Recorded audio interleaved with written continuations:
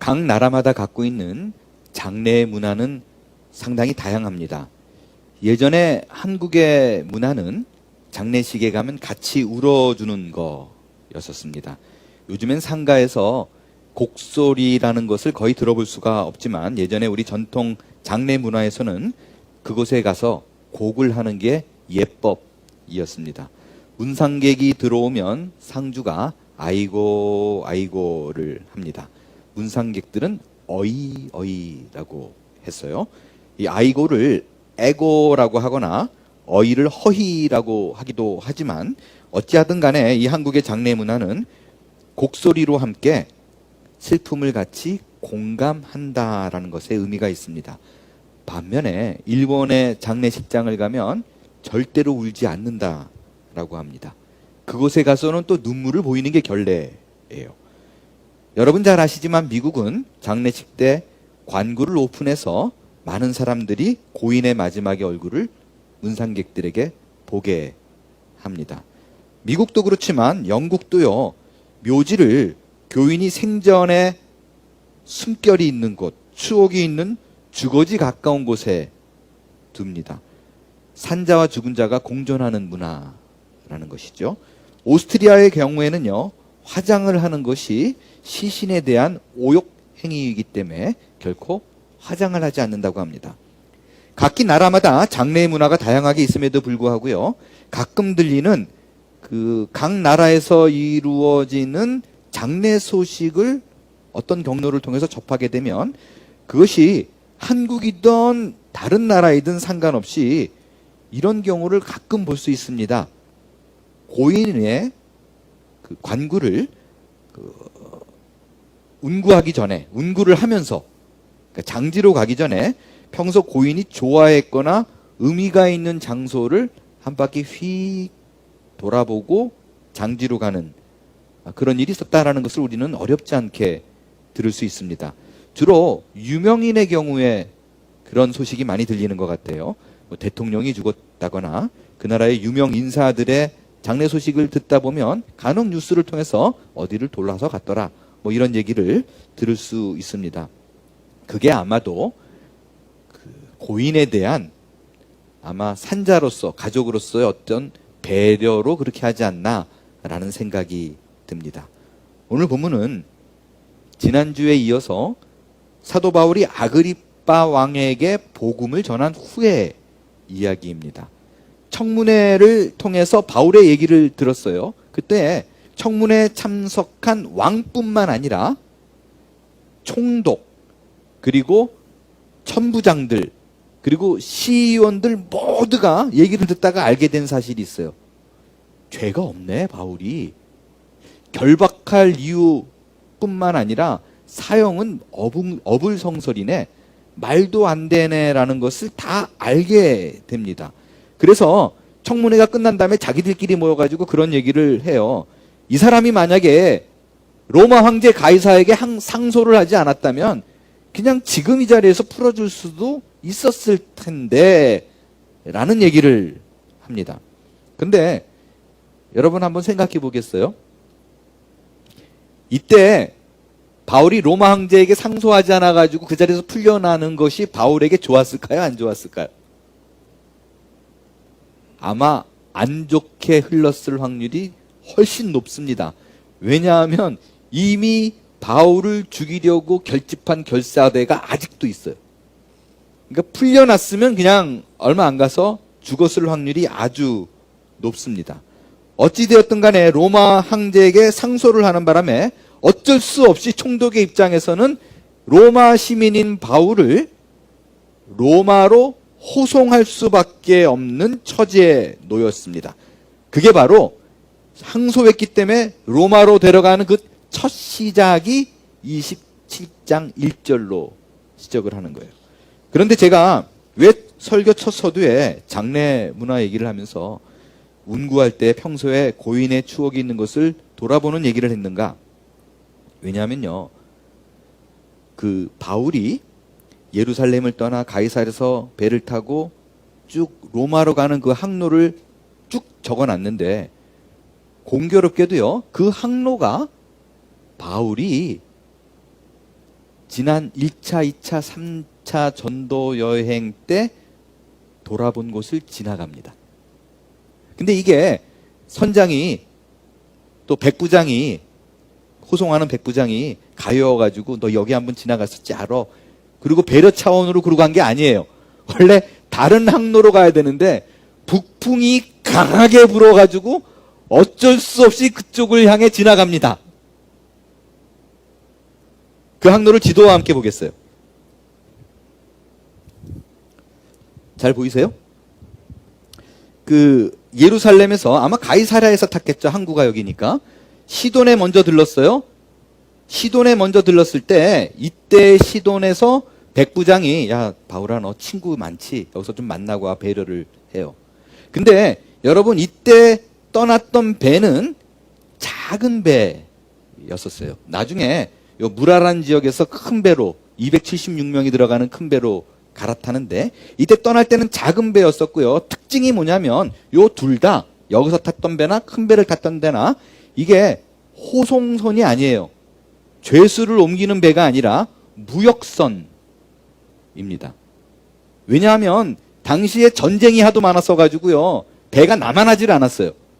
그래서 로마 입장에서 속국과 협정을 맺어서 무역선에 움직일 때 배가 크니까 거기에 곡물을 싣고 뭐 상업적인 물건을 실었을 때 죄수를 같이 실어서 보내거나 군인을 수송할 적에 함께 썼습니다. 그래서 군인을 수송하거나 죄수를 수송하는 그런 호송선으로 쓰였을 때에는 선장이 지휘권을 갖질 않아요. 왜? 죄수들이 함께 타기 때문에 그 백부장이 지휘권을 갖고 그러니까 선장과 선주보다 위에요. 그리고 군인들이 전체를 통솔하는 그런 체제입니다. 그래서 요 시돈에 들렀을 때 그 백부장이 저기 아무래도 죄가 없다라는 것이 소문이 났겠죠. 그러니까 자유롭게 좀 친구를 만나게 해요. 그리고 원래대로라면요. 요 길리디아와 밤빌리아 요 연안을 통해서 요 곳곳에 좀 항구를 들러서 가게 되어 있어요. 그런데 성경에 보니까 일로 지나가는데 요 바짝 붙어서 가는데 북풍이 너무 부니까 밀려가서 키프로스, 구브로스를 타고 지나갑니다. 자 보세요. 근데 여러분 알지만 그 성경에는 분명히 뭐라고 되어 있냐면요. 굳이 바다 이름을 그렇게 구체하게 쓸 필요가 없는데 길리기아 앞이요 밤빌리아 앞이라는 걸 꼭 써놔요. 그 이유가 뭐냐면 길리기아는 다소예요. 다소라는 도시가 있어요. 다소가 어디예요? 바울이 태어난 고향입니다. 그리고 밤빌리아에는 1차 전도 여행 때 여기 버거라는 지역에서 마가랑 헤어지고 또 위로 비시디 안디옥으로 가고 그 지역이에요. 요것만 하면 아쉬우니까 여기서 북풍으로 밀어가지고 구브로를 통과하게 만듭니다. 구브로를 왼쪽으로 이렇게 보고 지나간 거예요. 구브로가 어디예요? 바울이 선교사로 작정하고 처음 발 디딘 곳이 구브로예요. 여기서 바나바와 함께 사역을 하고 밤빌리아로 넘어갔었다고요. 이 구브로는 바울에게서 잊을 수 없는 기억을 갖고 있는 곳인 게 처음으로 사울이란 이름 대신 바울을 사용한 곳입니다. 그것이 이름이 어떤 뜻이냐라는 것이 중요한 것이 아니라 이제 그가 히브리 이름을 뒤로 하고 헬라 이름을 사용함으로 이제 이방인 선교사로 자기가 부름받았다는 아이덴티티를 굳힌 것이에요. 그리고 예전에 담임 목사였던 안디옥 교회의 바나바를 뒤로 하고 본인이 팀의 리더가 돼서 갔던 곳입니다. 그러니까 평생 잊을 수 없고 생각하면 생각할수록 가슴 뭉클한 곳인데 하나님께서 이게 한 200km래요. 그러니까 한 120마일이죠. 배가 그때 항해를 하루에 한 60마일씩 했다 그러거든요. 그러니까 이틀을 옆에 끼고 이렇게 보고 간 거예요. 저는 이거를 하나님이 바울에게 주신 배려라고 생각을 합니다. 바울도 알았어요. 나이가 많았기 때문에 로마로 가게 되면 다시는 이 지역에 올 수 없다는 것을 알고 있었습니다. 결코 방문할 수 없는 곳인데 그가 이곳을 지나가게 하나님께서 배려를 함으로써 자기가 지나왔던 그 과거의 하나님의 은혜를 이틀 동안이나 잘 볼 수 있는 기회를 하나님이 마련해 주신 거라고 저는 생각을 합니다. 북풍이 불어서 어렵게 이 무라라는 지역을 도착했어요. 여기서 배를 큰 배로 알렉산드리아 가는 배로 갈아탑니다. 원래 계획이라면요, 니도로 가가지고 지름길로 해가지고 바로 로마로 가면 되는데, 여기서 무라라는 지역에서 배를 갈아타고 니도에 가는 것도 너무너무 힘들었어요. 바람이 너무 많이 심하게 불어가지고. 간신히 니도에 도착했다가 뚫고 나가려고 그러는데 너무 심하게 부니까 그냥 방향을 돌려서요, 요 크레타 섬, 요 연안을 요 밑으로 내려가죠. 바람막이 하려고.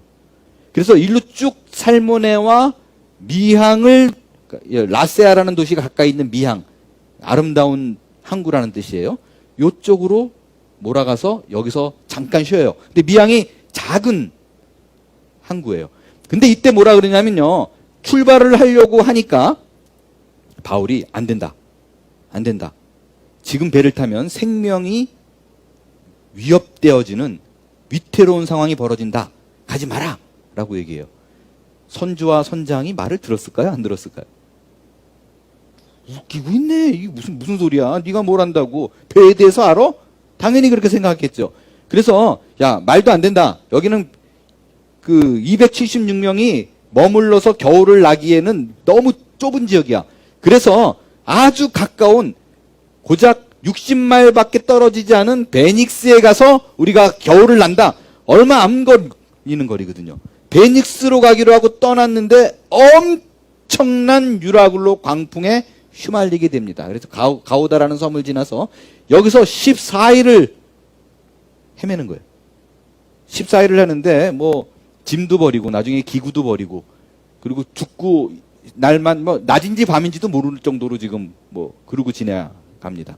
다 버리고 죽을 날만 기다리고 있을 때 갑자기 바울이 일어나서 걱정하지 마라. 너희가 산다. 한 사람도 다치는 것이 없이 다 산다.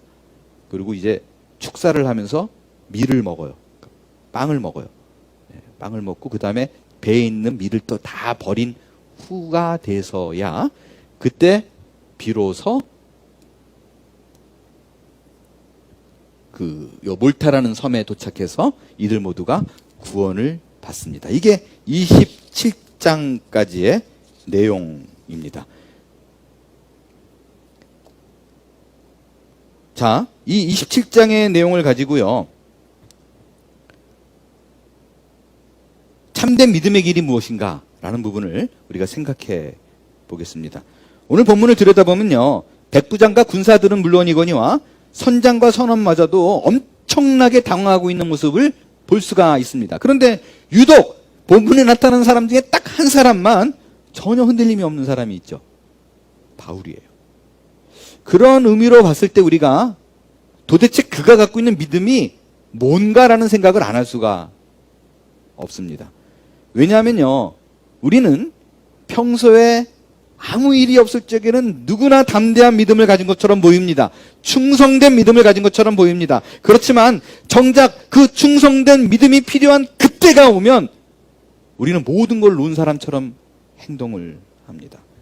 지금까지 내가 여겨왔던 믿음이 뭔가, 내 손에 내가 붙잡고 있던 것은 뭔가라는 그 믿음이었구나라는 시점을 종종 발견합니다. 여러분, 이것은 신자가 갖는 비극이에요. 평탄할 때야 믿음이 뭐 필요해요? 다 감사할 수 있습니다. 그러나 정작 믿음이 필요할 때 빈손이라는 것은 신자로 하여금 이것처럼 비참하게 만드는 경우가 없습니다. 지금까지 믿은 게 다 헛거라는 거잖아요. 오늘 본문의 바울을 보십시오. 배가 평탄할 때는요, 바울을 주목하는 사람은 아무도 없었어요. 오히려 경고했을 때 배 떠나면 안 돼, 목숨이 이토록 할 때 다 무시받는 존재였었습니다. 그러나 정작 문제가 발생했을 때 바울을 제외한 275명이 바울의 입술만 바라봅니다. 어떻게 이게 가능한가? 노돈 신학교에서 신학을 가리키는 니제이 굽타의 책 중에 바울과 믿음 언어라는 책이 있어요. 이 책에 보면요, 저자가 믿음에 관해서 설명한 아주 인상적인 구절이 있어서 여러분에게 소개를 합니다. 믿음을 이렇게 얘기했어요. 바울의 관점에서 신자들의 믿음은 올바른 데이터나 프로그램을 소유하는 일에 관한 것이 아니었다. 오히려 믿음은 올바른 운영체제를 사용하는 일과 관계가 있다. 무슨 말인지 조금 어렵게 느끼는 분들이 계실 것 같아요. 프로그램이나 데이터의 문제가 아니다. 갖고 있는 것과 소용없다. 그걸 쓰는 사람이 믿음이다. 이런 뜻이에요. 조금 더 쉽게 얘기하겠어요. 최근에는요, 스마트폰이 굉장히 발달이 되어 있어요. 스마트폰을 하도 쓰다 보니까 이거 없는 세상 우리가 어떻게 살았었지? 라고 생각되어질 만큼 모든 부분에서 스마트폰을 사용하지 않는 경우가 거의 없습니다. 어느 정도까지인가? 이번 주 중에 제가 코로나 바이러스를 테스트하기 위해서 여러 파머시들을 알아봤는데, 이번 주에 여러 군데를 다 뒤져도요, 빛날이 없더라고요. 빛날이 없더라고요. 그래서 15분 만에 결과가 나오는 키트를 하나 구해서 테스트를 했습니다. 여러분, 이제 이 키트를 구해가지고 거기다가 이제 테스트를 하는 것도요, 이거 하나만으로 하지 않아요. 스마트폰이 필요합니다. 스마트폰을 놓고 앱을 다운받은 다음에 거기서 블루투스를 켜고 이 키트와 블루투스를 연결해서 내가 직접 내 코에다가 그 3번씩 양쪽으로 저어서 점액질을 묻힌 다음에 거기서 준비된 리퀴드 용액에 담가서 그거를 키트에 5방울을 딱 떨어뜨리면 그 순간 즉시 연계된 스마트폰에서 진행이 됩니다. 그래서 내가 지금 떨어뜨린 그 용액 속에 들어있는 나의 점액질을 다 읽어요. 읽어요. 그리고 15분 후에 내가 파지티브인지 네거티브인지 음성인지 양성인지가 딱 뜹니다. 자, 보세요. 제가 지금 드린 이 설명을요, 이 자리에 앉아 계신 분들 중에 100% 이해하신 분들이 있는 반면에 알 것 같기도 하고 모를 것 같기도 하고 이런 분들도 있고, 어떤 분들은 목사님이 웬 중국말을 하시나 이런 분들도 계실 것입니다. 바로 이런 거예요. 최신 스마트폰일수록요, 이런 기능이 더 발달이 되어 있고, 특별히 카메라 기능, 그리고 여러 앱을 사용할 수 있는 그런 기능은 더 발달이 되어 있습니다. 그런데 어떤 분은요, 스마트폰이 아무리 발달되는 것과 상관없이 스마트폰은 그냥 전화예요. 그래서 2G폰, 폴더폰, 그것처럼 이걸 쓰시는 분들이 있어요. 다른 기능이 있는 건 아무도 관심 없고, 오히려 왜 이렇게 유리를 눌러야지 불편하게 돼 있어? 전화 거는 일 말고는 일체 스마트폰을 사용하지 않는, 그 기능만 빼놓고는 다른 기능을 사용하지 않는 분도 계실 것입니다. 그런데 혹자는 내가 전화 거는 기능만 사용할 뿐인데도 불구하고 많은 사람들 앞에서 내 폰은 최신 폰이야 를 자랑하는 사람이 있을 수도 있습니다. 전화만 거는데. 지금 니제이 굽터가 바로 그런 얘기를 하는 거예요. 참된 믿음이라는 거는 내가 얼마나 좋은 것을 갖고 있느냐, 데이터가 좋고 좋은 프로그램을 소유하는 것과 상관이 없다라는 거예요. 오히려 믿음은 그거를 쓸 수 않은 그 운영체제를 사용할 수 있는 일과 연관이 있다는 것입니다. 내가 배우고 익힌 믿음을 실생활에서 사용하지 않고 묵혀두고 있는 것, 그것은 내 신앙의 성장에 아무런 영향이 없고 진전도 없는 상태인데 내가 모를 수 있다는데 함정이 있습니다. 안타까운 거는 우리 수많은 크리스찬들이 교회를 통해서 여러 가지 프로그램을 통해서 그 배우고 익힌 운영체제를 사용하는 일은 없어요. 근데 내가 장착했다라는 것만 좋아해요. 내가 얼마나 성경에 관해서 누구보다도 많은 강의를 들었다, 어떤 프로그램을 내가 마스터했는가가 본인의 신앙 상태의 잣대가 되어 있어요. 실제 제가 개척교회를 한 당시에 어느 한 분이 오셨습니다. 제가 새생명반 때는 말씀을 잠깐 드렸었는데, 그분은요, 실제 나이가 한 7순 정도 돼 보이시는데 여전히 내가 하나님께 받은 사명은 교회를 다니면서 삐뚤어진 교회를 바로잡는 것을 사명으로 알고 계신 분이세요.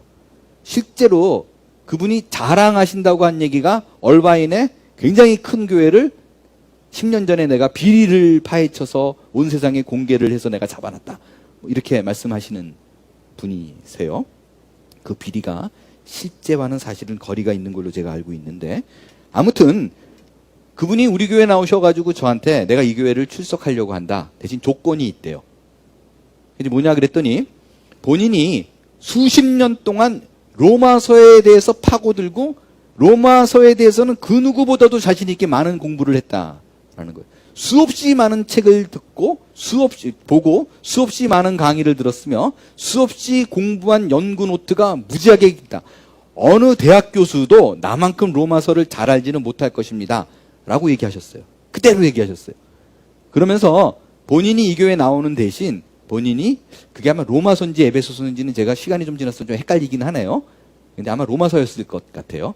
그러니까 본인이 내가 공부한 그 강의를 가르칠 수 있는 클래스를 열어주는 조건이면 내가 이 교회에 출석을 하겠다라고 얘기를 하셨어요.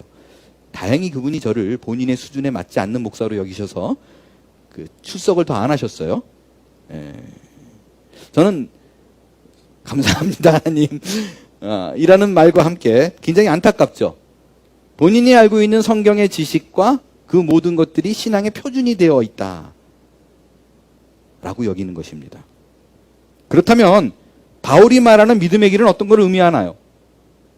그거는요, 믿음으로 인해서 파생되어지는 행위를 이해하시면 믿음의 길이 무엇인가를 우리는 명확히 알 수가 있습니다.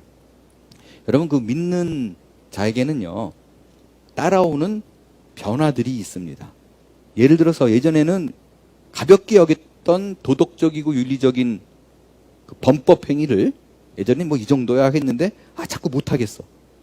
이제는 바르게 살려고 노력을 하게 됩니다. 그리고 이제는 이타적이 되죠. 이 정도는 내가 남을 위해서 시간을 내야지. 배려하는 마음이 생겨요. 그리고 교회를 위해서 헌신하고 봉사하고자 하는 노력이 보이기 시작합니다. 그런데요, 제가 지금 말씀드린 이 행위들은요, 믿음이 없어도 할 수 있을까요? 없을까요? 할 수 있을까요? 없을까요? 예, 믿음이 없어도 충분히 할 수 있어요.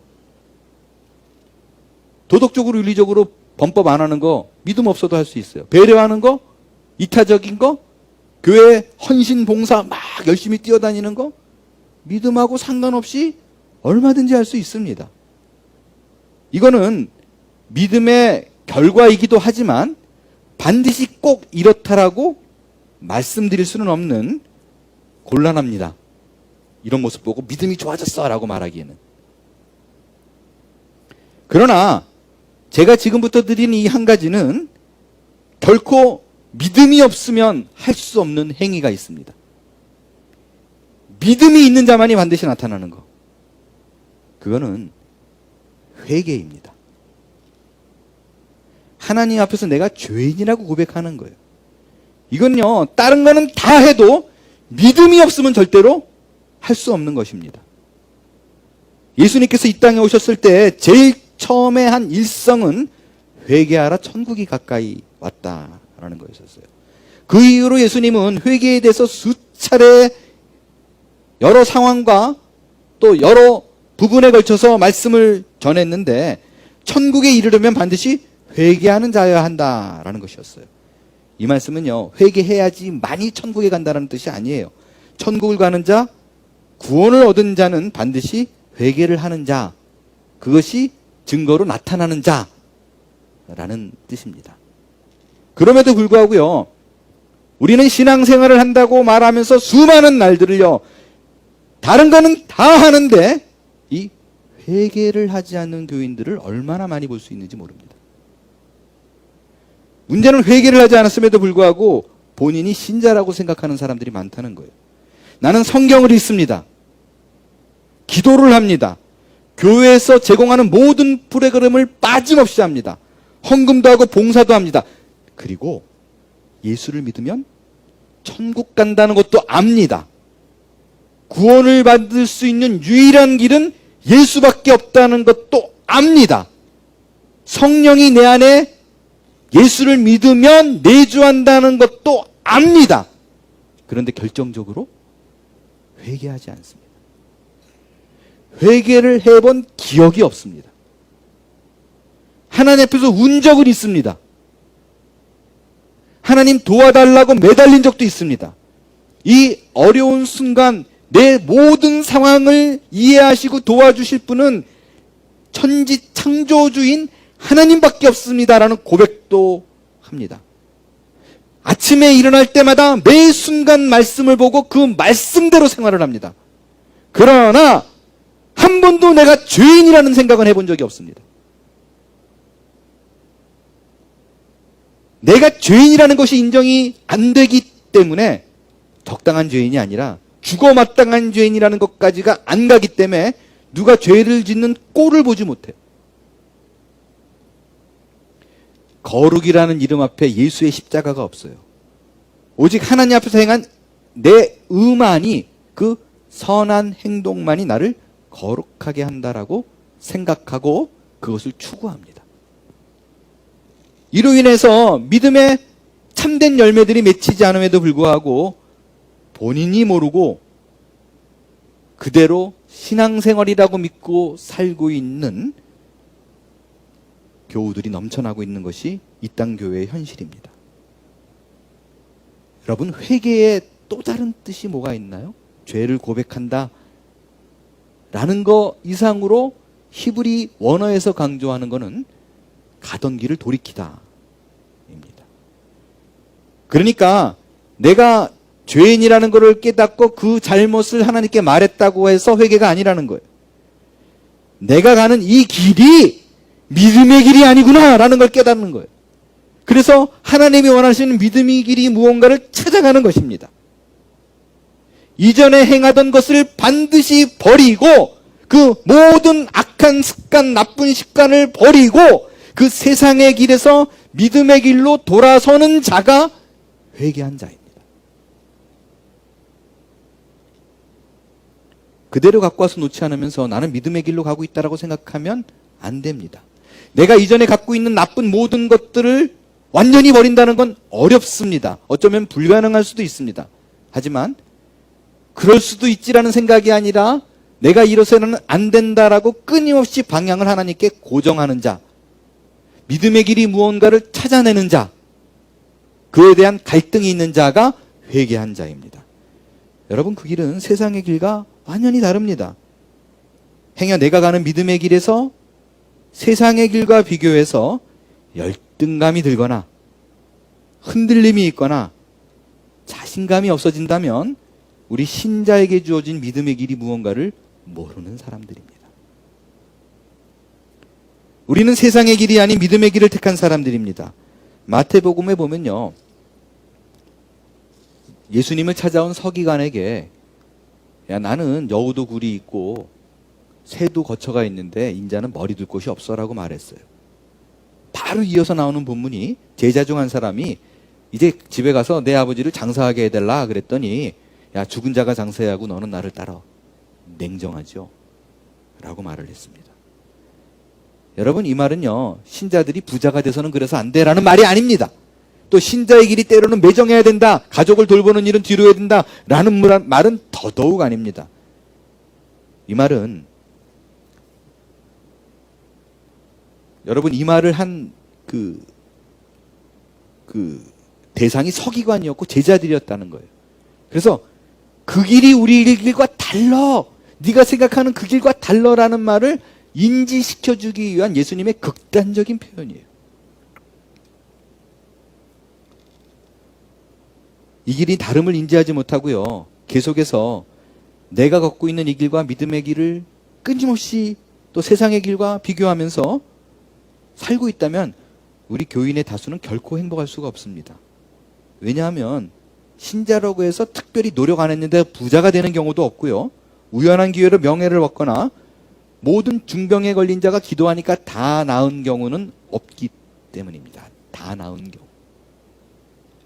그렇다면 참된 믿음의 길을 걷는 자는 어떻게 다른가라는 것입니다. 그것이 오늘 본문의 바울의 모습에서 알 수 있어요. 잘 보세요. 그 마지막 배를 탔죠. 근데 그는요, 어쩌면 해도 하나님 너무합니다. 어떻게 이럴 수 있습니까? 라는 말이 나올 정도로 바닥 인생을 살고 있습니다. 그만큼 고생했으면 보상이 주어져야 될 나이임에도 불구하고 그는 죄인으로 모습으로 여전히 힘든 항해를 이어갑니다.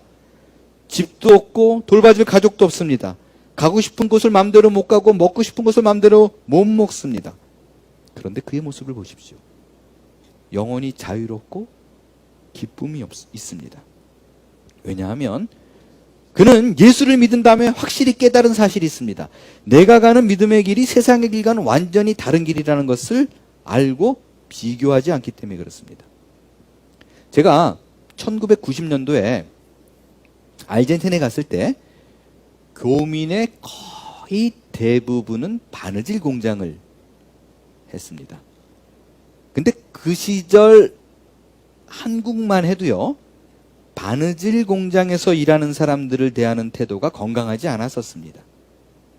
내리보고 무시를 하는 분위기가 많았던 것이 한국이었었어요. 그런데 아르헨티나에 와서는 모두가 당연한 듯이 바느질 공장을 합니다. 어느 대학을 나왔는가? 이전에 한국에서 내가 얼마나 큰 사업을 했는가? 내가 어떤 자격증이 있는 사람인가로 고민하고 갈등하는 사람은요, 거짓말 조금 보태서 하나도 없습니다. 왜냐하면 아르헨티나에 사는 사람들은요, 굳이 한국에 사는 사람들하고 비교하지 않습니다.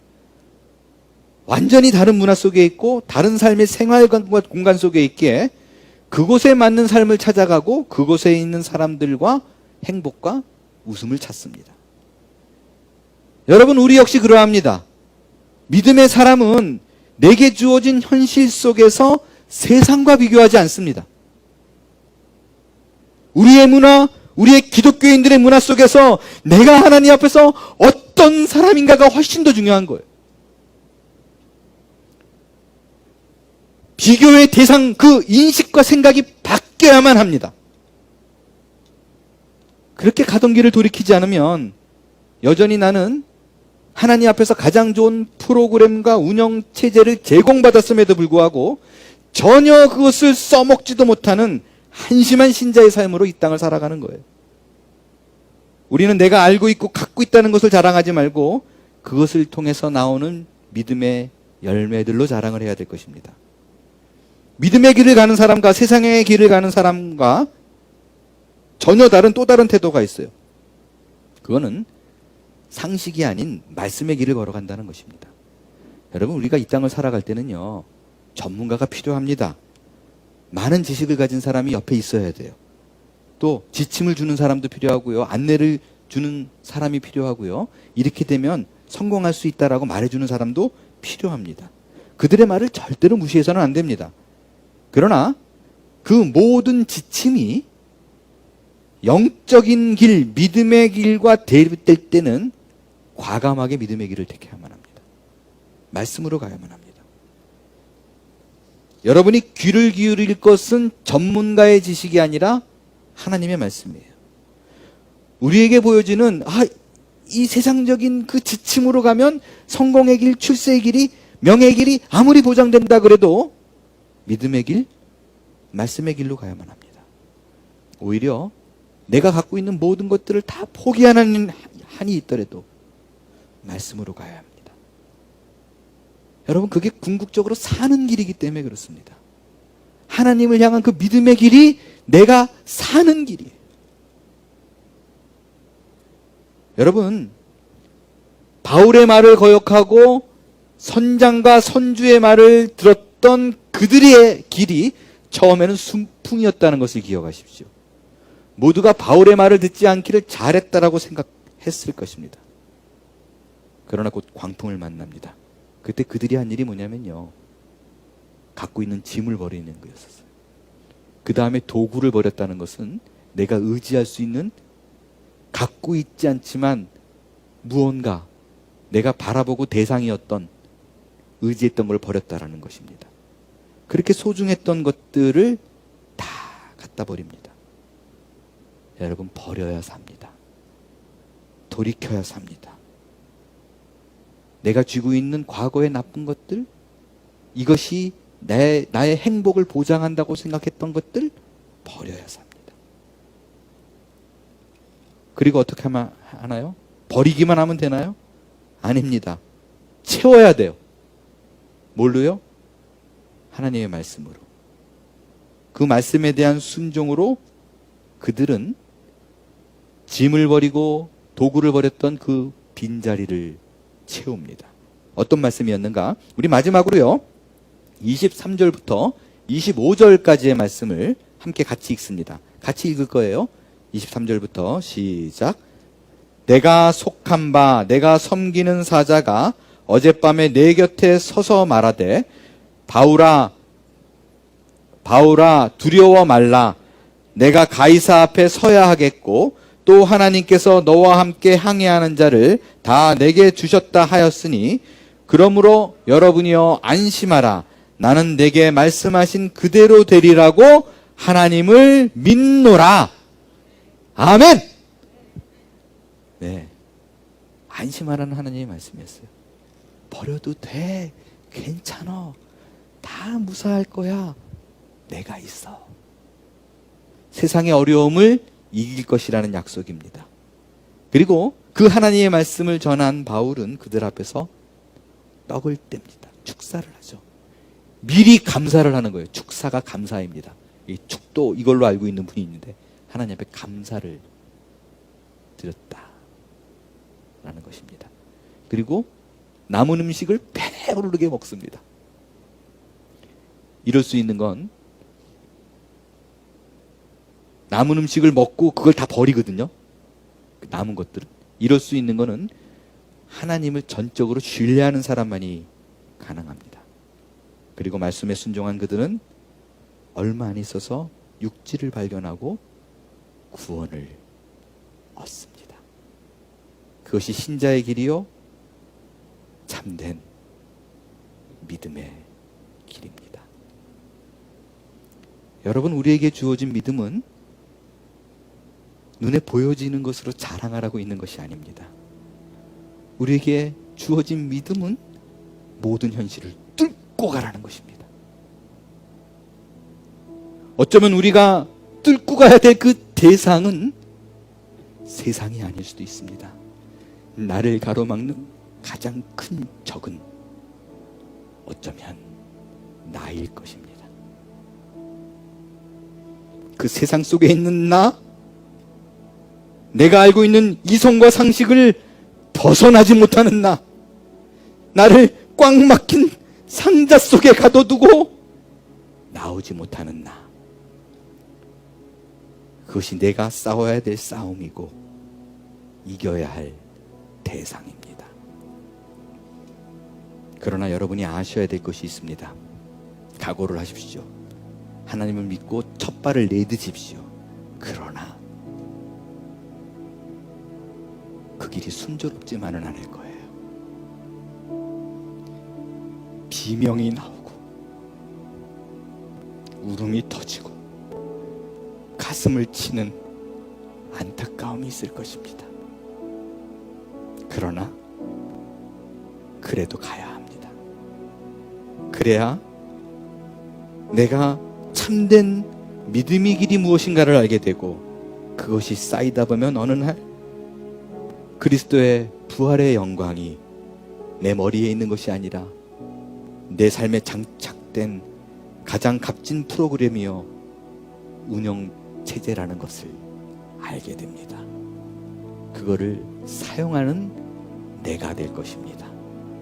그 하나님의 일하심이 우리의 모든 생애와 존재 속에 있음을 기억하고 우리 한몸교회의 모든 신자들이 하나 되어 믿음의 길을 당당히 걸어가는 자가 될 수 있기를 축원합니다. 일어나 찬양하겠어요.